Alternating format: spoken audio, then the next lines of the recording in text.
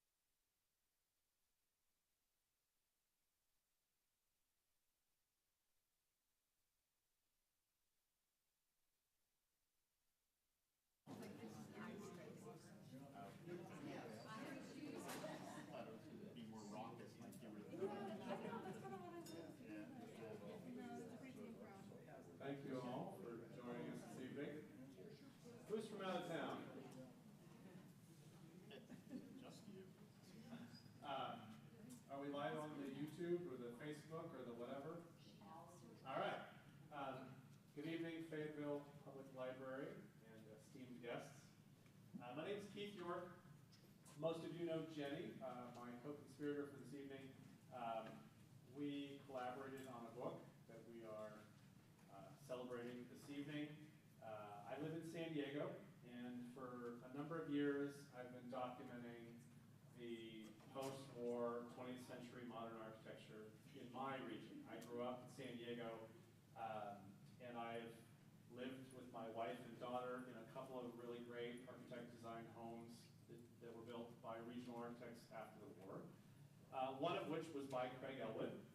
And we'll get into why I'm here and how it intersects with Jenny and my presence in Fayetteville this evening. But suffice to say, I'm very excited to be here, so much so that my wife and I traveled a great distance, many airplanes and cars, and we are staying in a Faye Jones house. And I wish there were more Faye Jones projects in San Diego so we could enjoy them firsthand. But today we drove around a bunch of your lovely neighborhoods, and my wife and I were able to look out the window in awe of what I would consider some of the best regional vernacular architecture of any town I've ever been to in the United States. Certainly there's great architecture in every metro area in the country that we live in, but especially in San Diego and Los Angeles, where we kind of habitate, it's always behind a hedge. It's always up down a long driveway. And today we were able to see just out of our car window a number of great projects. So congratulations to you all who get to just live around, live in, or even with the architects present tonight, design some of these fantastic projects. So we'll start off, that's the cover of the book. And I'm here to celebrate Jenny's father, Ernie. Some of you knew Ernie, some of you know of Ernie, some of you might be learning of Ernie this evening. This whole book project is kind of a posthumous celebration of Ernie. And the way Jenny and I even found out about each other was she was Googling her father's name after he passed away, not knowing me, not knowing a website that I run called Modern San Diego. And I posted because I felt strongly about my connection to her father, absent of her, just he and I, that I penned this small obituary online, and Jenny found it via Google one day, and she wrote me an email and said, "Who are you and how do you know this much about my father? And by the way, thank you very much for your kind words." So we started a phone and email correspondence relationship for a couple of weeks. And then at some point, she said, you know, my dad obviously worked for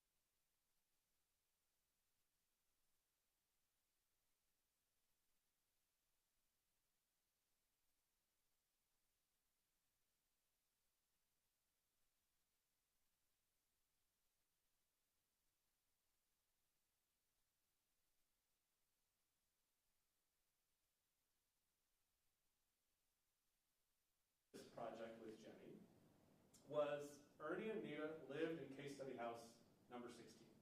For those of you that are not aware of Case Study House program in Los Angeles,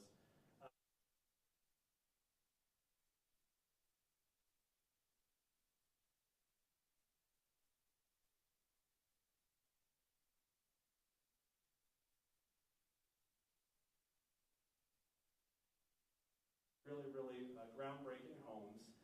This one being number 16, Craig was hired by the magazine to do 16, 17, and 18, which was unprecedented. He was in his late 20s, I believe.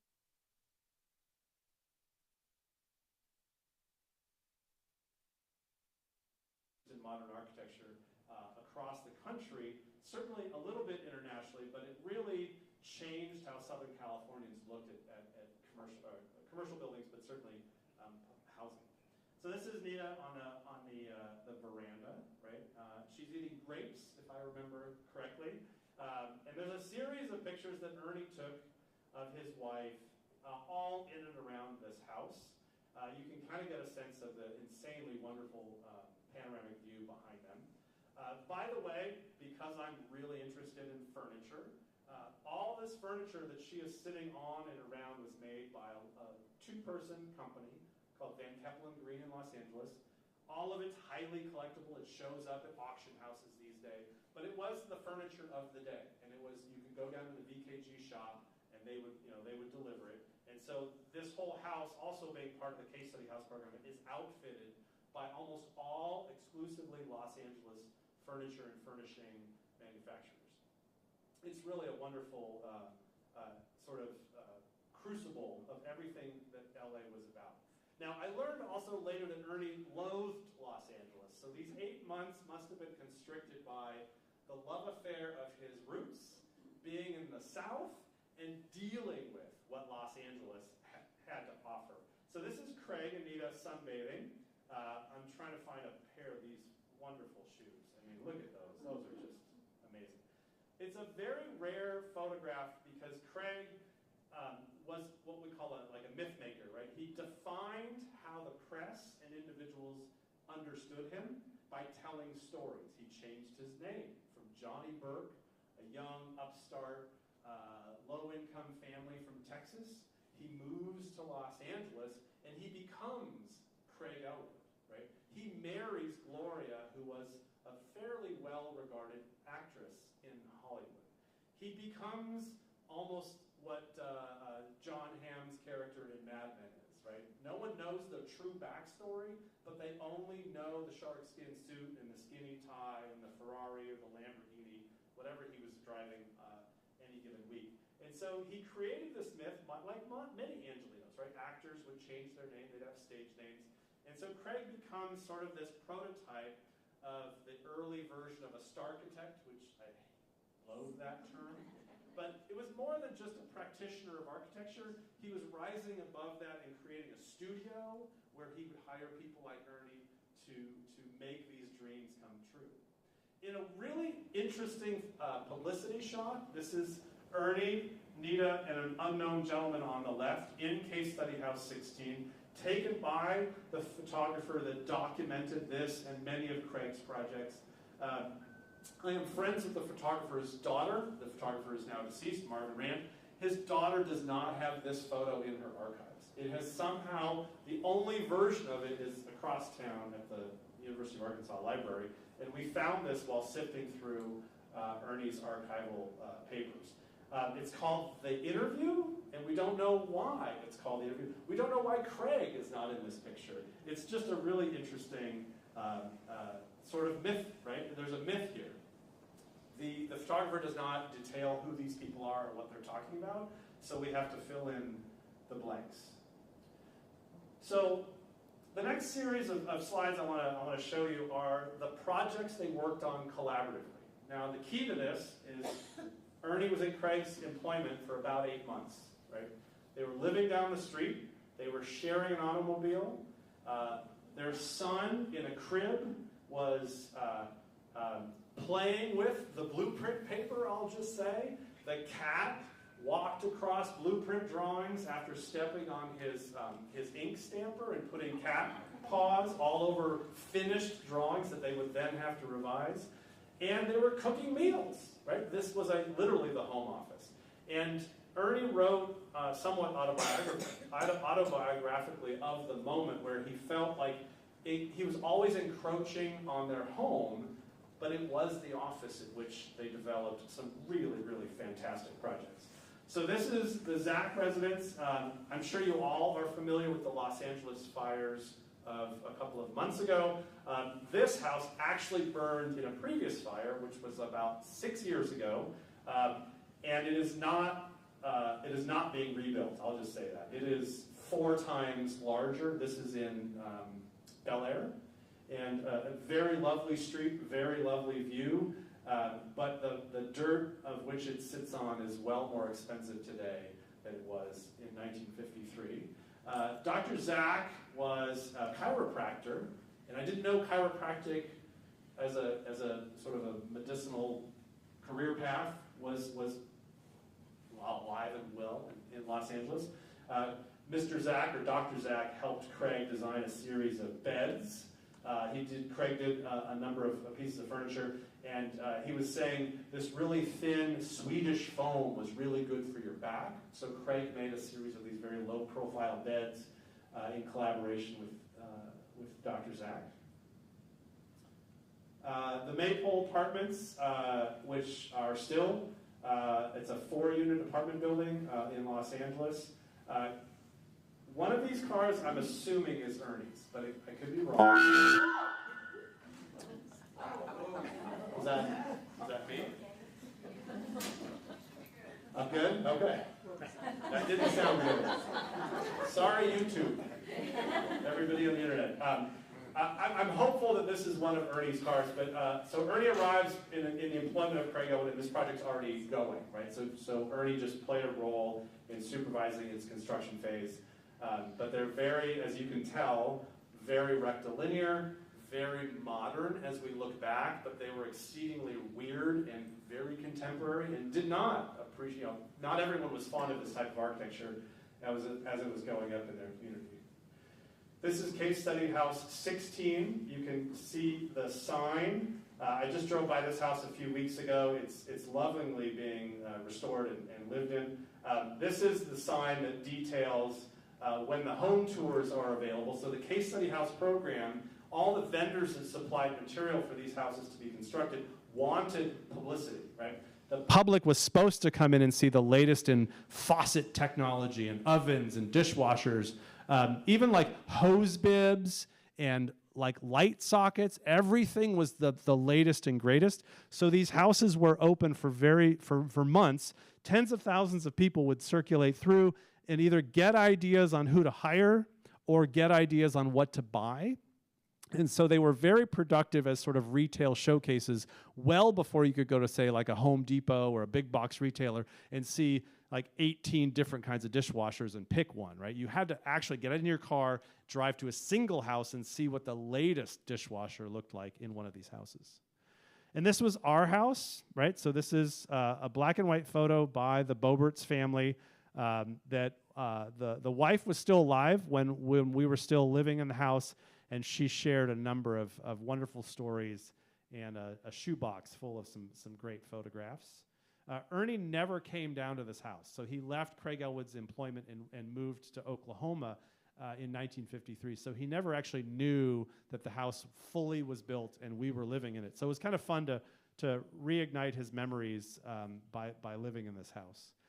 He also drew the Anderson house, and what I remarked on earlier as a mirror image. So just I'm going to go back and forth and toggle between these two. So our front door is going to the left where the address numbers are, right? And this front door goes to the right. You can see by this drawing it has a brick facade, and this is corrugated steel. And our drawing set had the exact same material palette, but our clients had significantly less money than these folks, and so they got a higher-end version of the home, and it has been lovingly lived in for several decades by I think it's its second owners. The Johnson House, definitely one of Ernie's pride and joys. Again, this is a photograph by Marvin Rand, who was sort of following Craig along his career for a number of years, taking photographs of all of his latest buildings. Again, this is very close to the Zach residence. The Bel Air and Brentwood neighborhoods of Los Angeles host most of Craig's projects. A number of houses that Ernie drew and then obviously left Craig's employment never got built. They were never built. So two of the books by Neil Jackson and Alfonso Perez Mendez talk about them as a series of wall houses. And with whether or not you're an architect or not in this room, what you can see by all of the plans, and I've laid them all out and looked at them, all the dividing spaces are created by these weird series of walls, many of which on the interior do not go to the ceiling, right? So they're sort of clerestories inside the house. There's a breeze audibly. You can hear people in other rooms. But what I think they did early on was they drew these bigger sort of outlined what are obviously walls, and then they oriented the space around them. The walls always left the interior, so they would also separate garden spaces. So the home my wife and daughter and I lived in, it had a courtyard off the kids' bedroom, the parents' bedroom, and the entirety of the living room, right? And all the walls would leave the interior of the house and go out into the landscape, defining the exterior space as well as the interior space. So what has, although it's been mentioned, it really has not been celebrated that Ernie was really at some sort of cutting edge of defining spaces. And everyone gives credit to Craig and everyone gives credit to Los Angeles architects. And literally Ernie left town before the spotlight could follow him. And it's a fascinating trajectory of anyone's career to have left that in your wake and then work with Edward Durrell Stone and then leave that in your wake and then focus on academia, right? It's a wonderful, interesting trajectory. Through working with Jenny and the librarians at the archive at the library, one of the puzzle pieces I was able to put together, which has never been put together by any author of a previous book, is Ernie wrote, I worked on the Harrison House. There's no drawings of the Harrison House. We don't even know where they are. And then Ernie had this picture, he had two drawings, and he said this is case study 17. So I found out that the Harrisons ran out of money, didn't hire him, and then the Arts and Architecture magazine published it and built it as case study 17, which is internationally published. It's a very, very important work of Los Angeles architecture, but Ernie's name is not part of that story because the Harrisons were his client, and then the magazine was the client. So the magazine in case study 17 ends up getting the sort of the billing, the top billing. Again, just because I'm fascinated with blueprints, I know they're hard to read. I know lots of people have a hard time understanding blueprints in 2 dimensions. But what you can see is all of these spaces and all of these walls. The walls either hold a closet or a cabinetry. They define spaces. They change ceiling textures. They sometimes change what the flooring is. But because I lived in a house that I can actually close my eyes and walk through these spaces. It's really an unfortunate problem I have. Sorry. And so, as I said earlier, Craig and Ernie parted ways well, right? They kept a very great, close relationship for decades after. And this is a portion in which, in the book, Ernie talks about leaving, right? He had grown a friendship with his employer and his wife and their child, and he felt, I think, horrible, right? But he knew the trajectory ahead of him was well more important than what he was leaving behind. He was discomforted as you get to the last paragraph by a lot of things. I think this just sort of synthesizes his distaste for Los Angeles, where he writes, "The last straw was a billboard on top of a building advertising $47 funerals. That was grim and depressing." I don't think he looked in the rearview mirror as Nita and him left town, right? I don't think they had any sorrow for it. They moved to Tulsa. They joined Bruce Goff in the Graduate School of Architecture program he was running.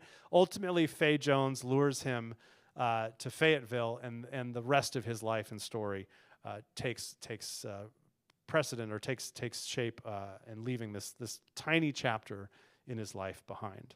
But as I said earlier, he kept this amazing friendship, a lot of letters, right? And letters not about architecture, letters between friends, where they were talking about where they were traveling, their favorite foods, things that they were appreciative of, things that they were distasteful of, in disfavor of.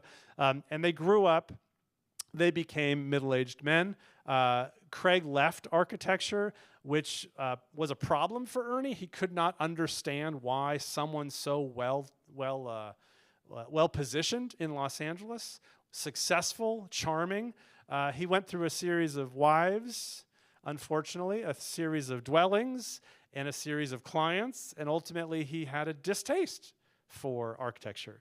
And by the time this photograph is taken, through Ernie and a lot of Craig's friends and supporters, clients even, they said, you still have a gift to give. And Craig would then become a lecturer. He traveled the world giving lectures, one of which happened in 1989 here in town. And Ernie wrote candidly that it wasn't Craig's best performance. He was actually upset that Craig left a lot on the table and missed the point. But, he said, the students were enthralled. They hung on every word and every slide he showed. By this time, postmodernism had taken root in the field. Ernie did not like it.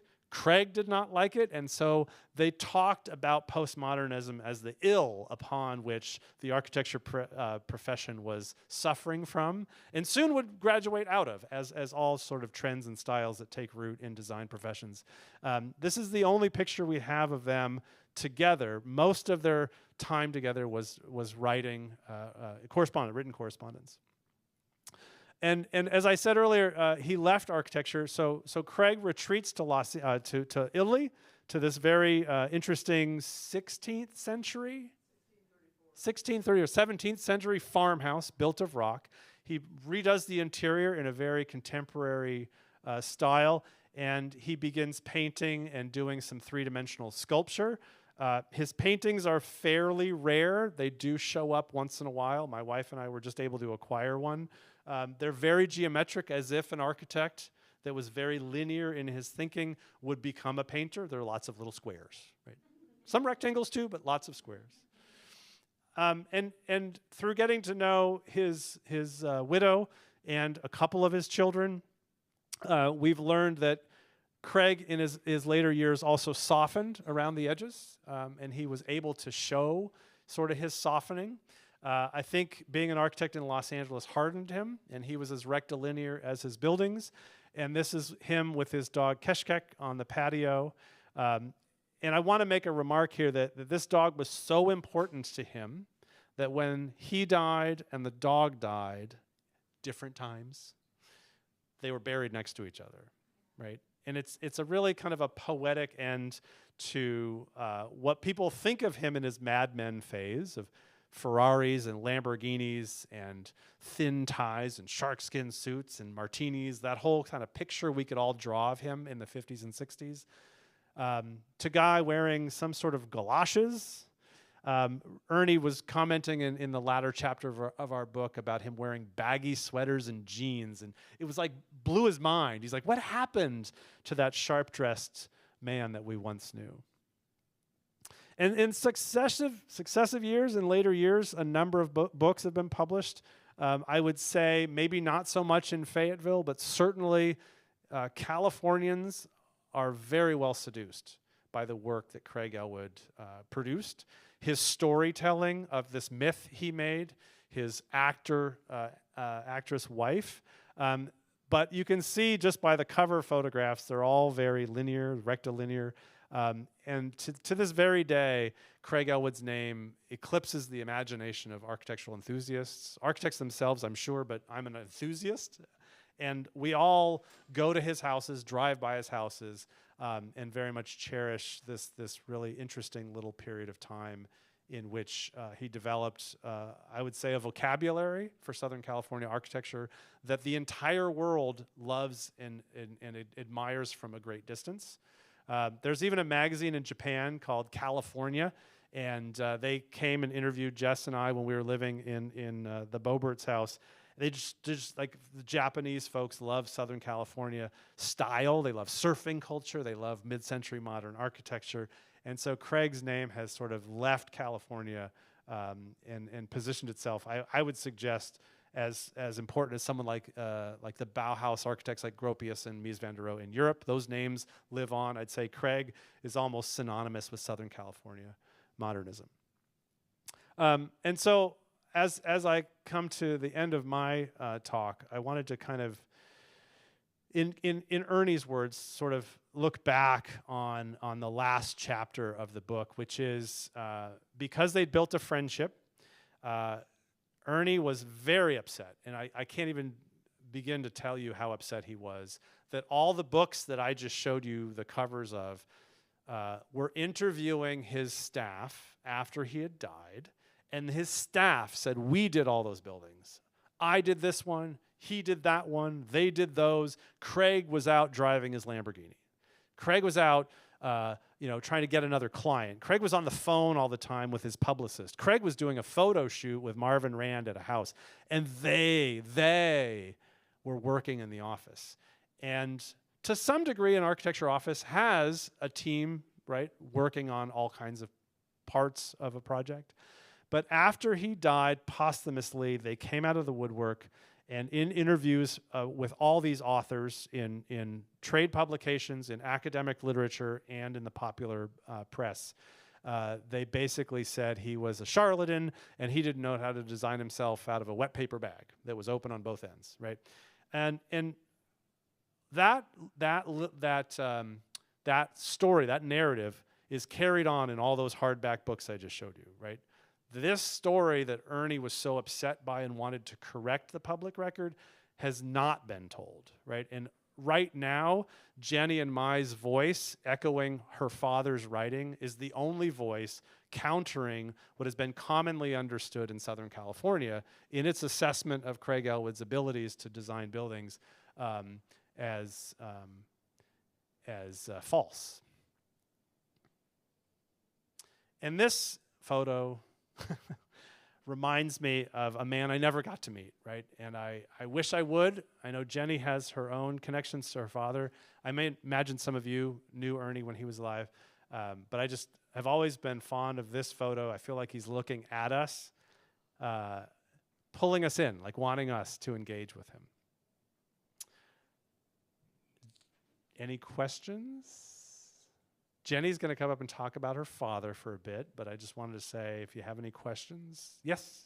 Yeah, the Thin Man, where does that come from? Great question. So the Thin Man was, he lectured at Yale. He did like a residency, so he was at Yale for a couple of months, and he gave a series of talks. He was in like a studio session where he was critiquing student projects. And some of the students had come up with this term because everything was reductive with him.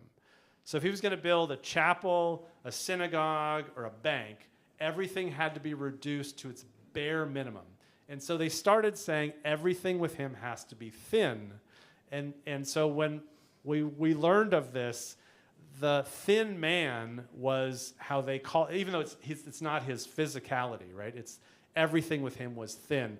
And so when Jenny's father wrote this manuscript, he hung on to that for us, right? We continued it. But it was some Yale students that were like, man, everything with this guy has got to be thin. And there's a lot of truth to that. Like his roof lines were thin. The steel he used in structural systems, very thin.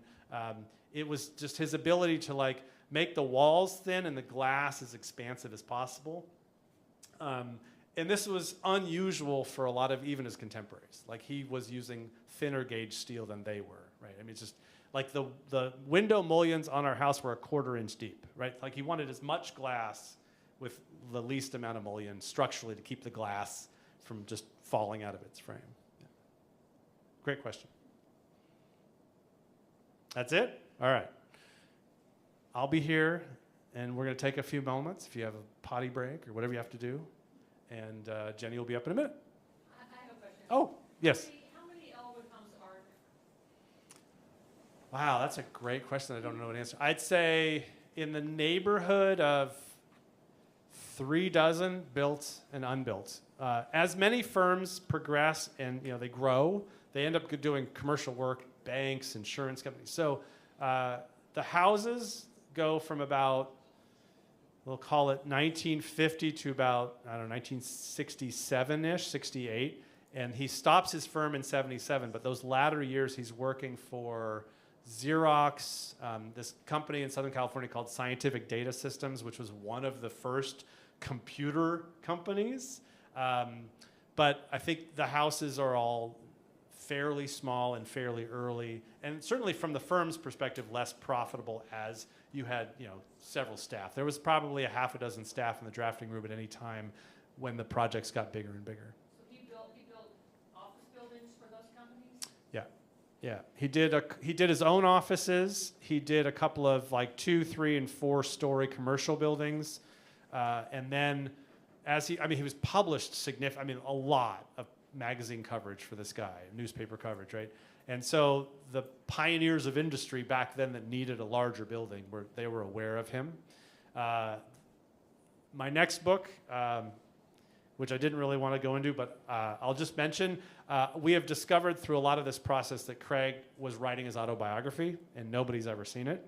And in that autobiographical work, he talks about some of these clients, and it's hilarious. Like a comedian is writing this book.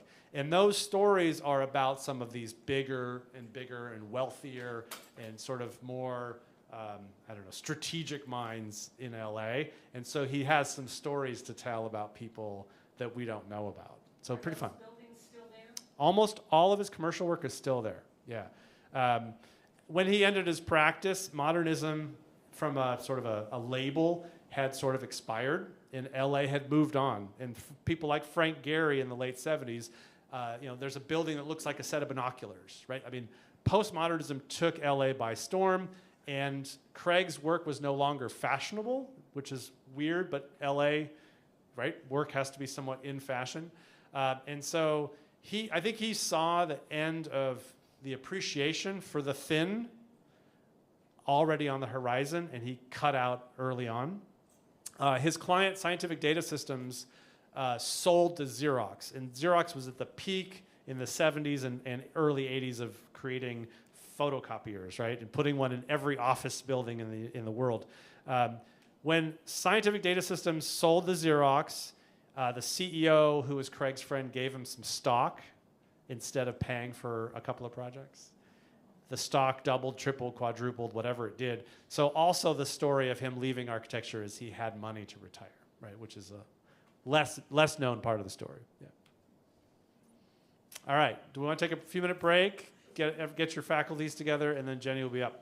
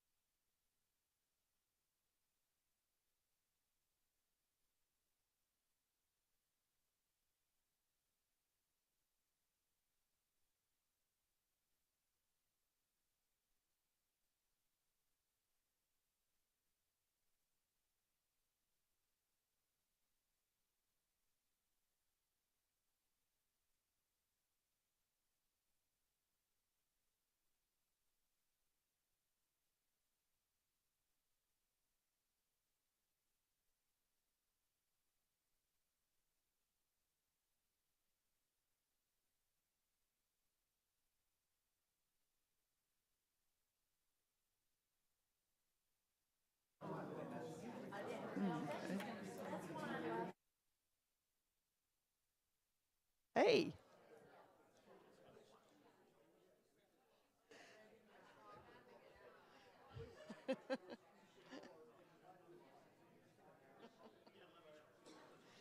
Hi, would you guys like to get started? Can you hear me? No, can't hear me.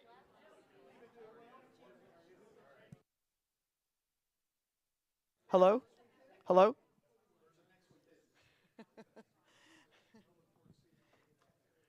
Okay, so we're just going to go through some slides of work that my dad has done. So this is Dad. This is Ernie. For those of you who haven't seen him in a while. So I'd just like to show you what Dad did here locally.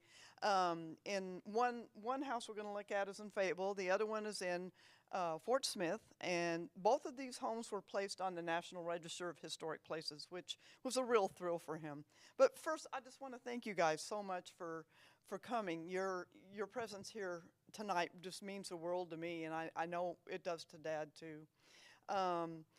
The images that I have were taken from various sources, and I'm trying to show as much of the original design as I can. There's some furniture that Dad designed that I'll try to point out.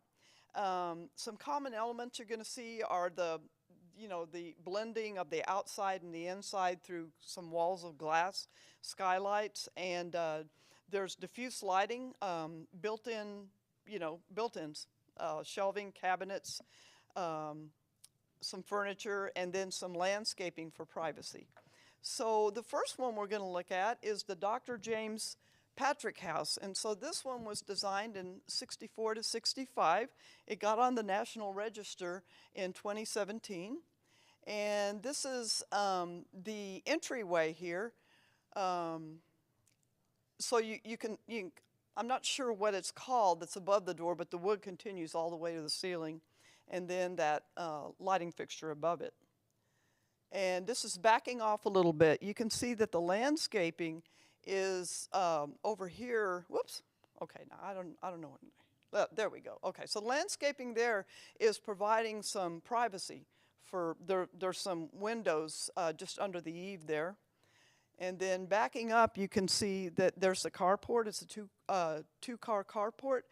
And there's, teenagers. There's a large family living here. There's someday going to be teenagers and a lot of cars. So Dad always liked to design for big families. Whoops. Okay, so this is the living room. When you walk in the entryway and go down the steps, this is off to the right.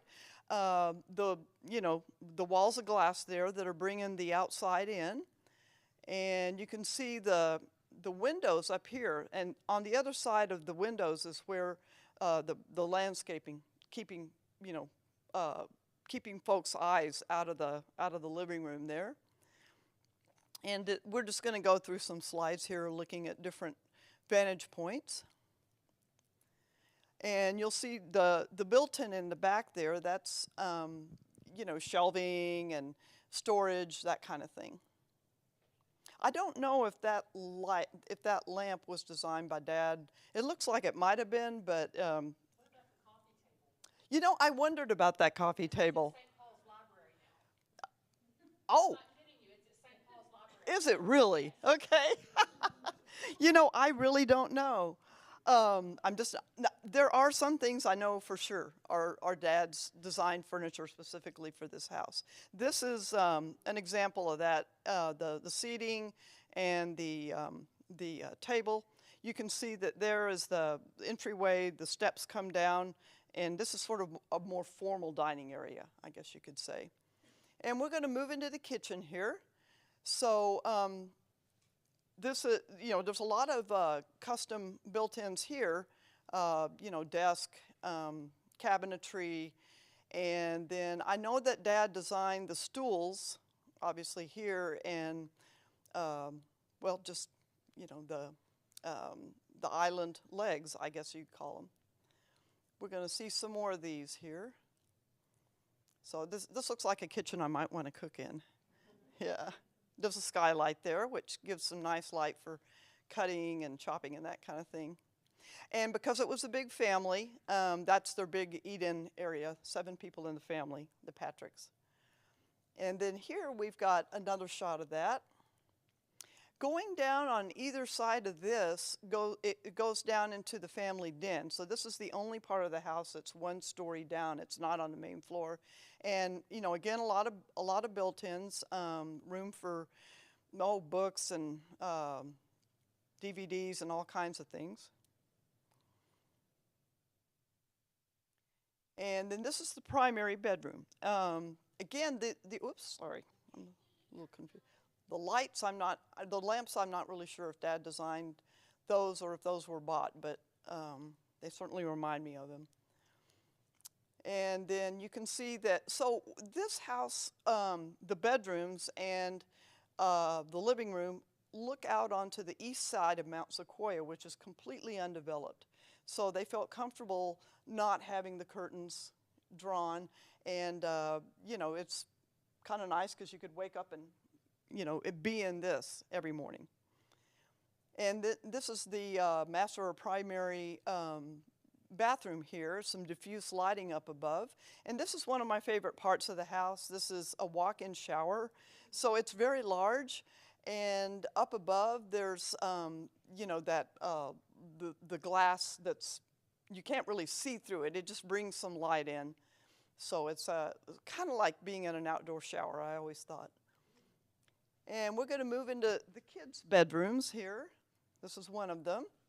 And this is looking back the other direction. So you can see that each bedroom had, you know, a place for the kids to, you know, do their homework or art projects, study, that kind of thing. You know, built-in desk, shelving, that kind of thing. And between the bedrooms, there's a Jack and Jill bathroom. This is a part of that. It's another child's bedroom. This is my favorite part of the house. So I've got to tell you, this house was built right next door to where I grew up, the Patrick house. And I would often be playing with the Patrick kids, but this was Dr. Patrick's office or study. And this was the place where I wanted to live here. I literally wanted to live in this one room, no bathroom up there. It was okay. I was a kid, I wasn't thinking about that. But Mrs. Patrick would come up and find me reading a book here a lot. And so Dad did design, you know, the sectional seating there, as well as the coffee table and all the built-ins. And this shows you where Dr. Patrick, I guess, worked on his medical notes at night or something. It's a spiral staircase coming up into this, this great space up here. And then this is just a view from the northwest, I believe, looking at the exterior. And this is looking from the south. So if you're sitting on the balcony patio here, you're going to be looking to the west, and it's all just trees and beautiful foliage everywhere, and then there's nothing for miles there. Another view of that. And then this is on the other side. So this is outside of the kitchen. Beautiful tree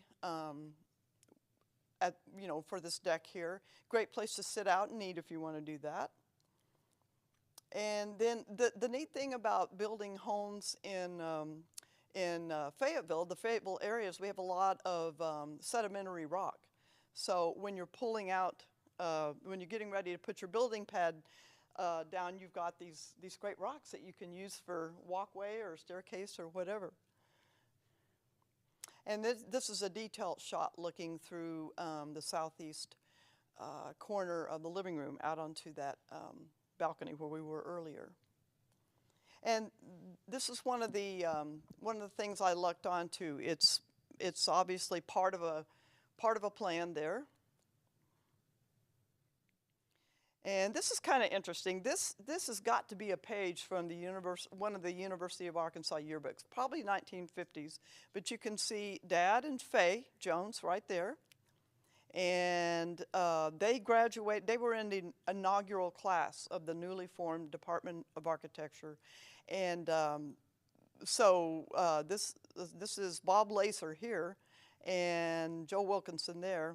There's some other people that I'm familiar with, Charles Ripley, Woody Knight back there, and then of course The man who started it all, John Williams, founded the Department of Architecture back in 1946 out of the College of Engineering. There was not an architecture department until John started it. And the next one, the final one we're going to look at is the Oscar Chambers House. This is down in Fort Smith. This one was actually designed first, and it was placed on the National Register of Historic Places first, too, back in 2016. So this is from looking from the northeast. So you can see the planters here have some beautiful plants in them. And the neat thing about those is that at dusk, the lights underneath the planters come on. And then this is a nighttime picture. So what you're doing from here is you're walking down the stair-step walkway from the street down to the entry, which is right there. And this is looking from the southwest. Over here is a pergola. I think that's the next picture. Yeah, there's the pergola. This was the one that replaced the old one back in 2017. So that's fairly new there. And this is just south of the carport looking west. That's a driveway leading up to, you'd swing around into the carport. And this is a balcony that is off the bedrooms. So the bedrooms are all along here. And this is a better view, I think, of it looking west. So the bedrooms are all off to the right. And we're just going to look at a few detail shots of the exterior. Acme Brick was one of Dad's biggest friends.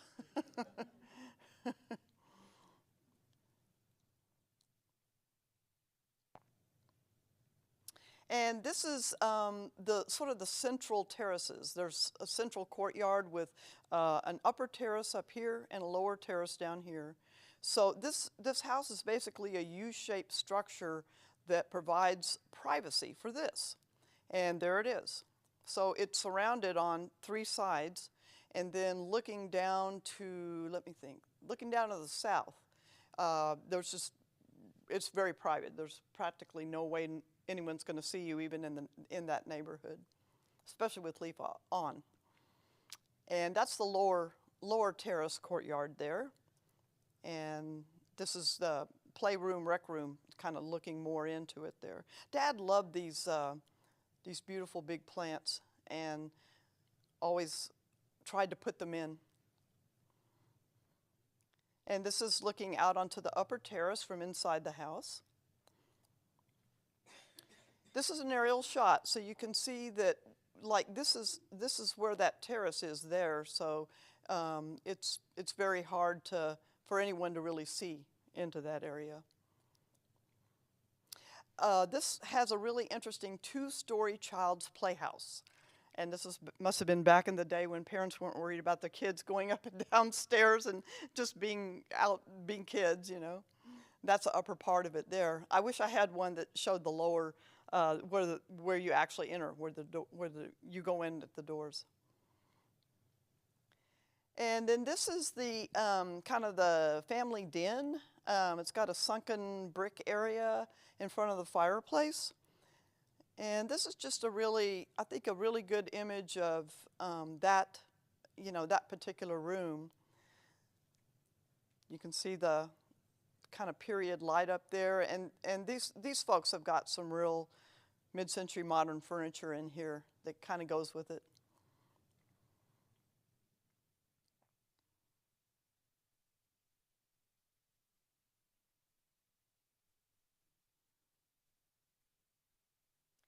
And then this is a little kind of a dining area, and it's right off the kitchen, which you can't see until we get to, the next slide.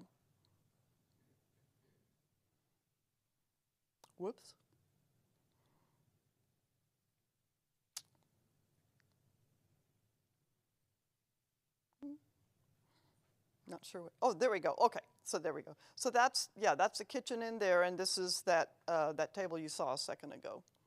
Maybe I'm going too fast for it.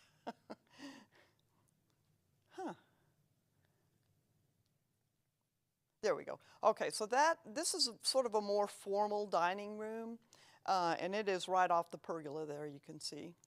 So these next few are of that dining room there.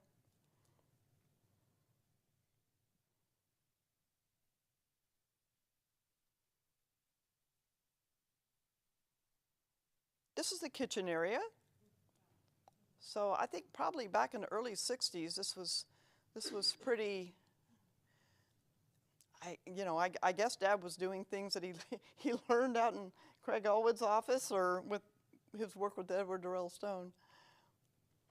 So you can see, I don't know what these are called. The architects and the audience might be able to say what those long pulls to open the long pulls. Yeah, retro pulls, right?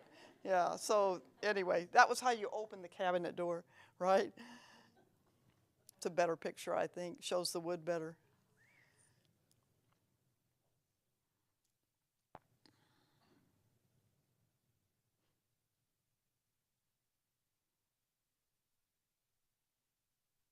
That's one heck of an event.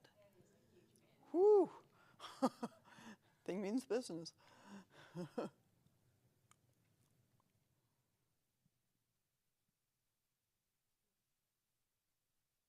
Wine rack, I guess. Fridges.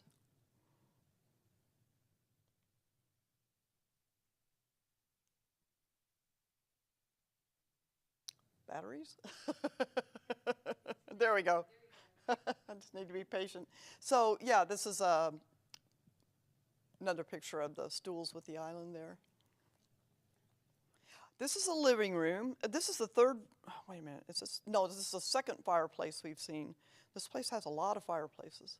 Built-ins there, diffuse lighting up above.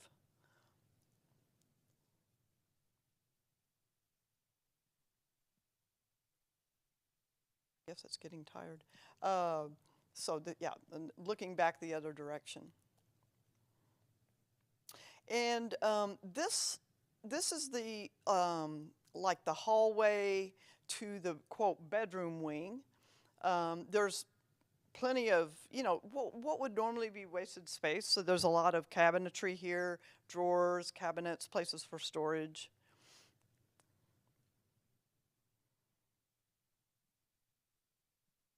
And I like this picture better because the carpet is out. So it just gives you a sense of more how the flooring looks in there. Nothing's been redone here, even to this day, I think. So this is all original for sure. We're kind of backing up a little bit. To the left is the hallway to the kitchen, and to the right is the hallway we were just looking at.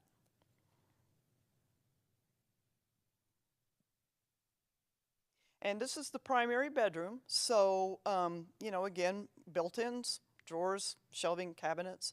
There's the third fireplace in the house there. And notice this door over here. We're going to talk about that in a second. And this is looking back. That's looking out. This is looking back the other direction, I think.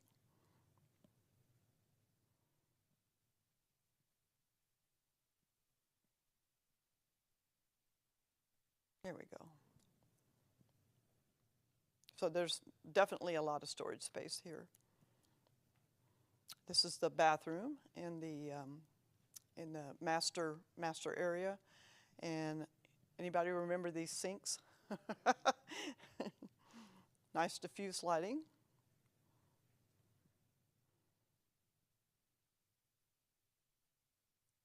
So that door I was pointing out a second ago in the primary bedroom, there's actually a library or office or study adjoining the master bedroom. So it's, Dad called it a library. It's so many places for books. You can just see it goes all the way down there. And this is looking back the other way.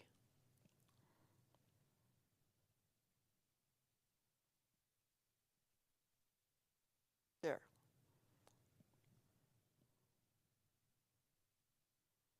And this just really looks like a good place to work, especially if you were working remotely, which people weren't doing back then really so much.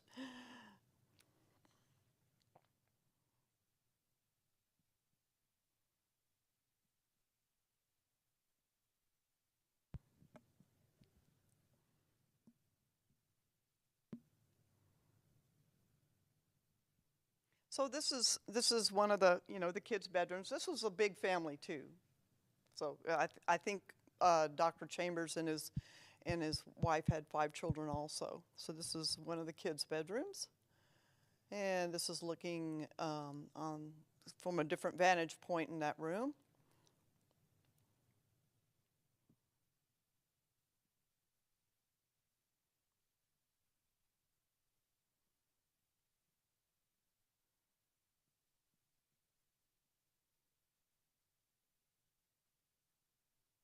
It's another one of the bedrooms.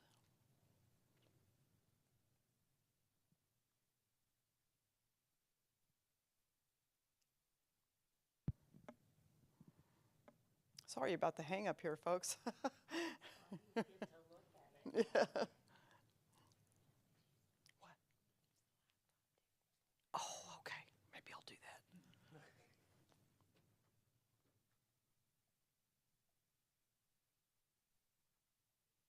Oh, this is another bedroom. This one has built-ins, whereas the others really didn't, I don't think. Let me see if this works better. Oh, there we go. Okay. So this is just one of the bathrooms. Does anybody remember this? It was, I think, where the toothpaste and the cup were, right, and the toothbrush. And this is downstairs. It's the rec room or playroom, as Dad called it. And this is looking from, well,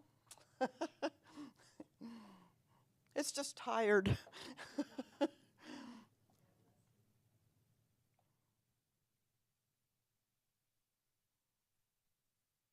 So the next slide we're going to see has the 4th fireplace. These people must have gone through a lot of wood.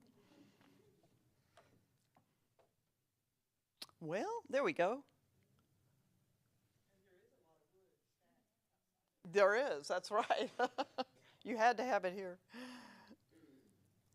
And this is interesting. You know, I looked it up. The jacuzzi didn't come about until 1968, and yet Dad designed this in '62. I mean, it's not a jacuzzi like how we think of it, but I think it's called the jacuzzi in the plans. So, you know, it's just a big bathtub, I guess. I don't see any jets. I think maybe that was the difference. And then these are not actual plans. I'm not sure what these are, but you can see jacuzzi there. This is the lower floor. So there's a bedroom down there, a lot of things, carport, and then the playhouse. And then that's the upper floor. So basically that's it.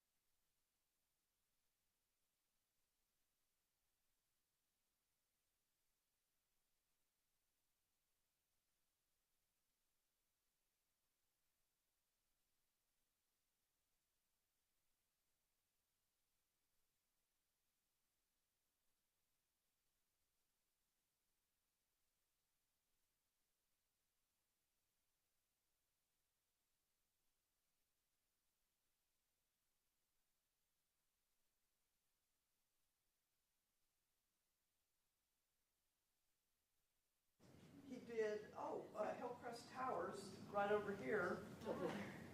Yeah. Oh, wait, yeah. Are we over there? Yeah, okay.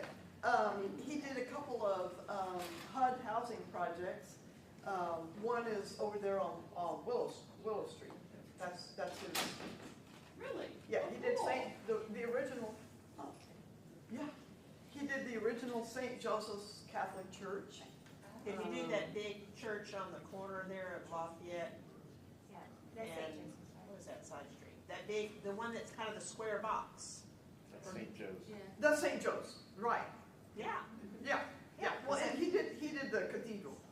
So that's, So it's condos now. I know, but that's where I went, you know. Oh yeah, we all went there. Yeah, Yes. yeah. Yeah, we did. But there was no kindergarten, so we went to You know, we all. Catholic kindergarten. I stayed for a while though. Yeah, you did. I took off. Jen, can you talk about the role that your mom played in all of this? Oh yeah, Mom. Gosh, Mom was.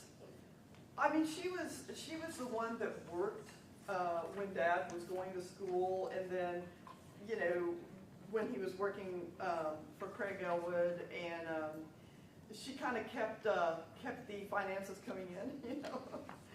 And but then beyond that, she was just a real entertainer. I mean, you know, they would have these parties up at the house on Williams Drive in Mount Sequoia, and they would have these big bashes, and you know, my mom would like prepare all this food, and you know, she was just always sort of the person that stood behind my dad, and he didn't have a lot to worry about because Mom would take care of everything. Is that what you meant? Pretty much, yeah. Very traditional. Yes, yeah. I think she was a true woman of her era, as your mom was, yeah. Where was your mom from, Jenny? Mom was born in Whiting, Indiana, and then the family. My grandfather was a logger, and so my grandparents moved the big, huge family of like 13 kids down to LaGrange, Arkansas, and where my grandfather had a job as a logger working in the St. Francis National Forest, and it was on the Mississippi River. So that's how they ended up there. And how did your parents meet? They met at Hines Junior College for the first time, and then I think they weren't dating at that time, but then they re-met again at what used to be called Arkansas State College, which is ASU in Jonesboro now. Yeah, and then they married and they moved here to Fayetteville, where Dad went to school at Fayette. Is the address of the home in Fayetteville that you showed that's on the historic register? Mm-hmm. Do you know the address? Yeah, of it's that? 370 Williams Drive. Okay. So our house was 310 Williams Drive, which is no longer there, but 370 is still there. Yeah, I think a family that attended St. Paul's lived there probably. Okay, and maybe that's how they got that.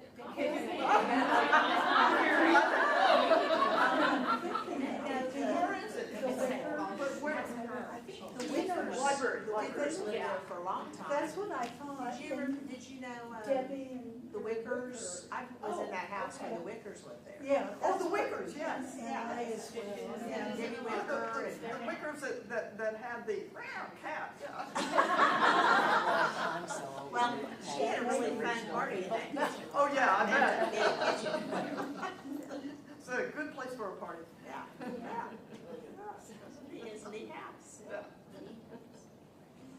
So why is the house that you were living in gone? My parents sold it to some friends, architect and his wife, and they had it as a place where I think architecture students were renting it to architecture students. And without my mother there, she painted the entire place every summer, and I mean just kept it spick and span, and worked on the yard and everything. After she left, the house fell apart basically, and it had the original wiring in it from, I don't know, the late 1800s or something, who knows? But they had to tear it down. Oh, Yeah, so it's gone. so it wasn't a house your dad built? No. We never lived in a house that Dad built. Oh. That Dad designed, never did. He had all kinds of plans of designs, but we never did.